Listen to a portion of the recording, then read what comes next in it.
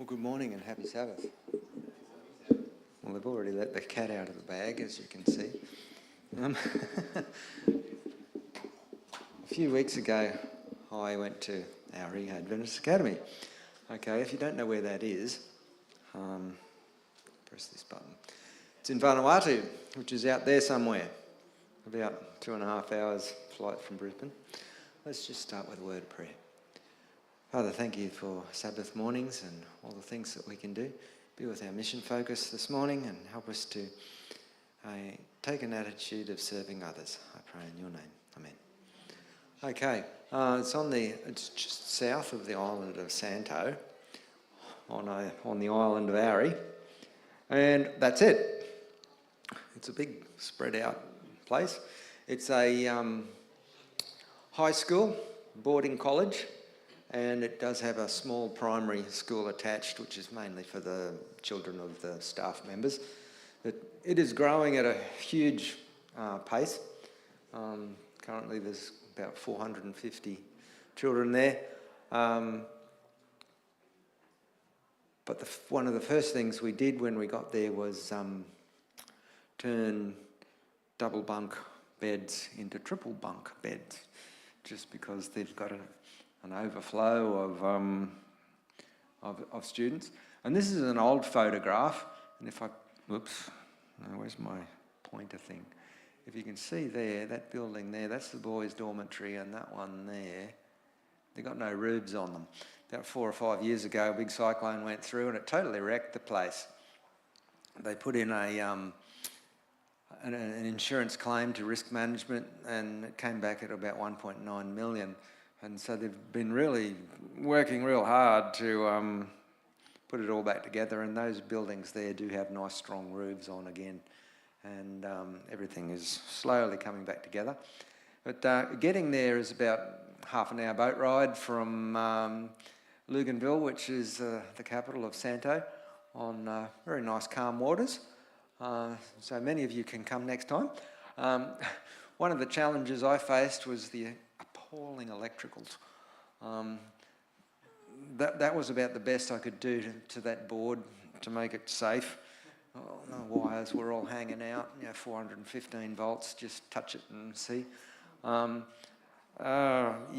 do we go?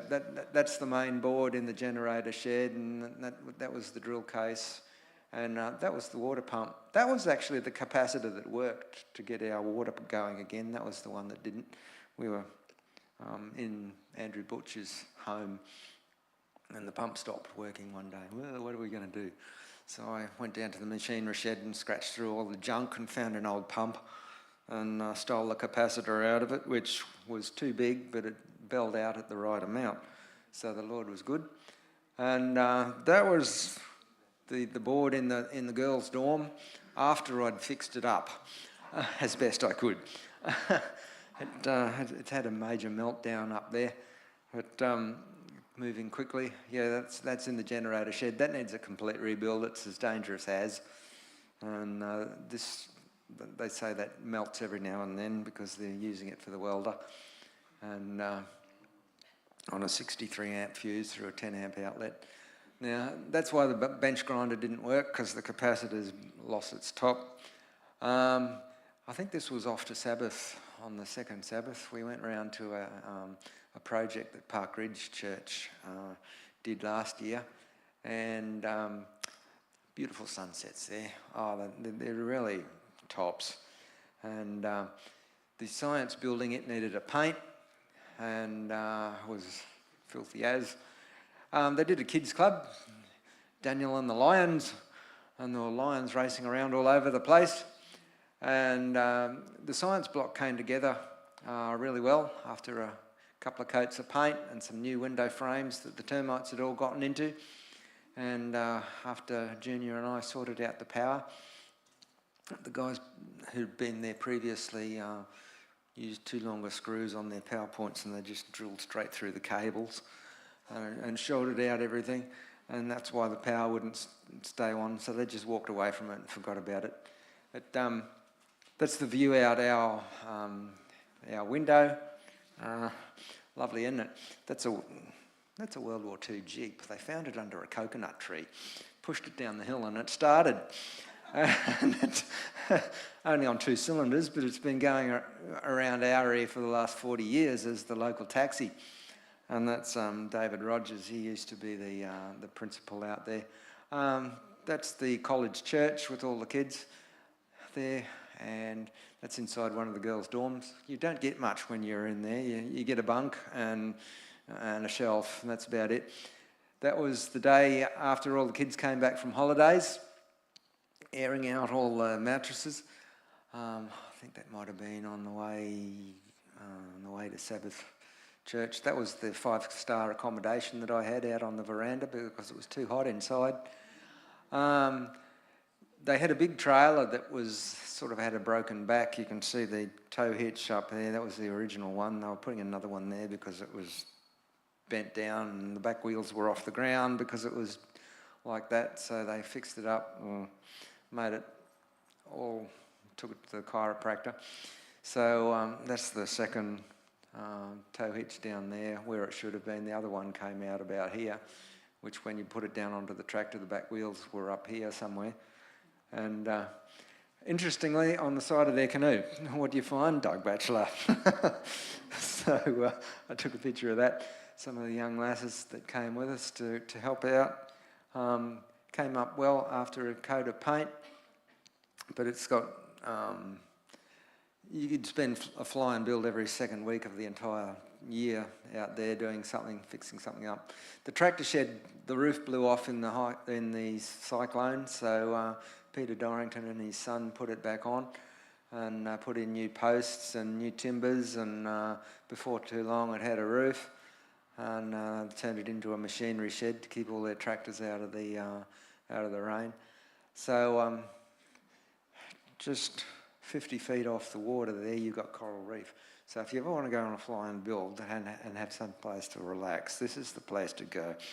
Now, that was the goodbye party that they gave us, all interesting foods. Some of it was acceptable to me, but others I wasn't quite game to touch. Now, one of the ladies did make 2 little videos, which we're going to see now, which details some of this plus a whole lot more. So guys, if you can play part 1 and then go straight into part 2, thank you.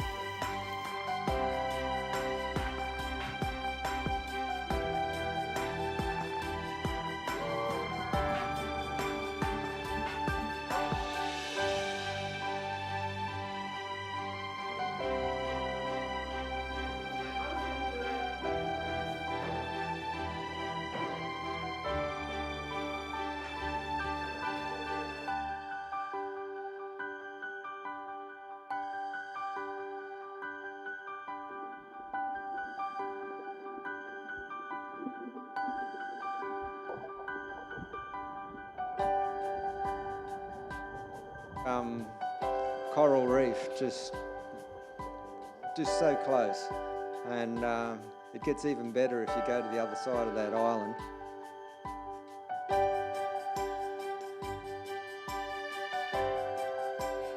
Some of the guys took fishing rods.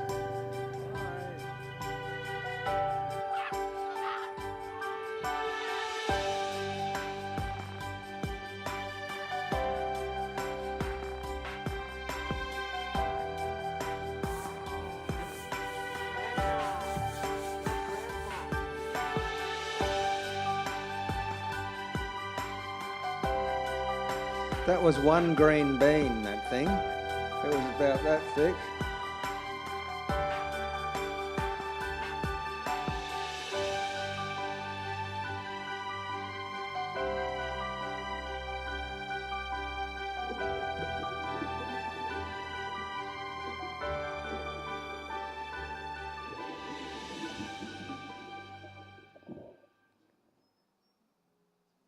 Okay, if we can go straight into 2.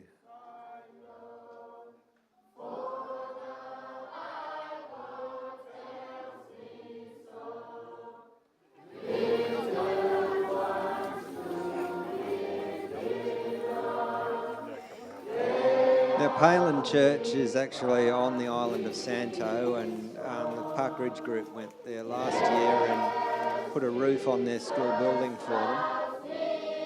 And we just went back to say hello and renew relationships and say g'day. And that's Emmanuel, one of the young guys that came. He took the service for us.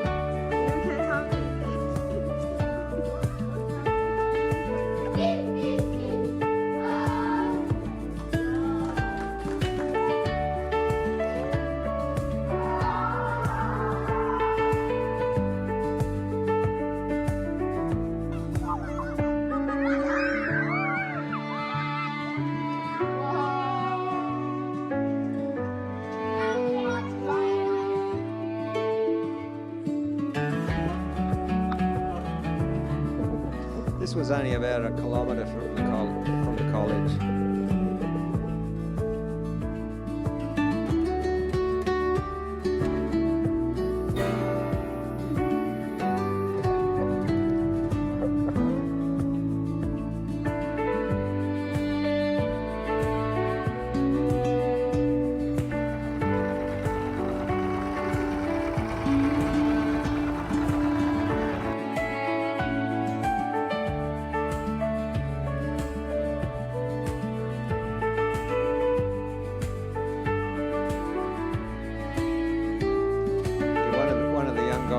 Stepped in one of our paint cans one day and got coated up the leg in it.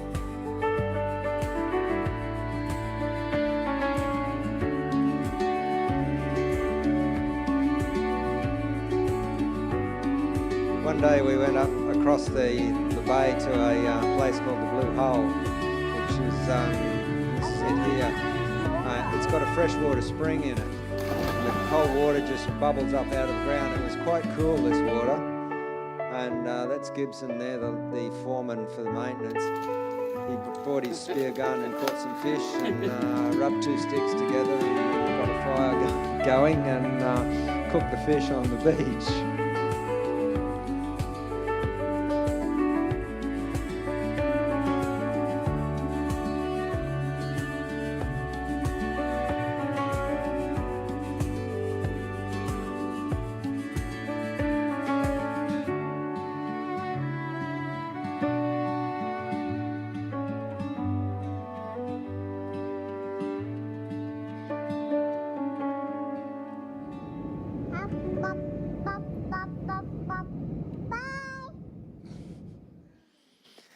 Okay, well, I think you'll see that flying builds aren't all hard work. You do get let out in the afternoons to go snorkelling and find some coral reef and whatnot. Let's call on the deacons now for our mission offering. Thank you.